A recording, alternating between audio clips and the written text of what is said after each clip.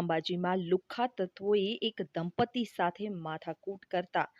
અંબાજી પોલીસને જાણ કરવામાં આવી હતી। ત્યારે અંબાજી પોલીસ ઘટના સ્થળ પર દોડી આવી અને ત્યારબાદ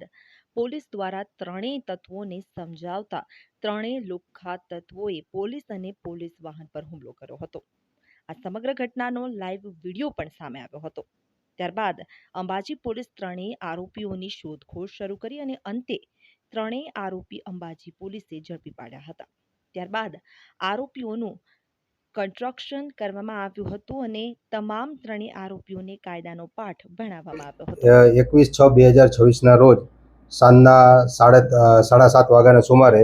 અંબાજી પોલીસ સ્ટેશનની જે જનરક્ષક 112 નંબર મોબાઈલ છે એની પર એક વ્યક્તિએ કોલ કરેલ કે અંબાજી વિસ્તારમાં આવેલ ગલી નંબર 8માં એક માથાકૂટ થયેલ છે। તે કોલ આધારે 112ના જે ઇન્ચાર્જ મુકેશભાઈ હેડ કોન્સ્ટેબલ હતા એ પોલીસ સ્ટાફ સાથે ત્યાં ગયેલા હતા અને કોલ કરનાર બધારામ પંચાલજીને મળેલા હતા અને સમગ્ર બનાવની હકીકત જાણતા જે બધારામ પંચાલ પોતાના પત્ની સાથે એક્ટિવામાં જતા હતા તે દરમિયાન 3 બાઇક સવાર સાથે સામાન્ય અકસ્માત થતા તે બાઇક સવારોએ આ જે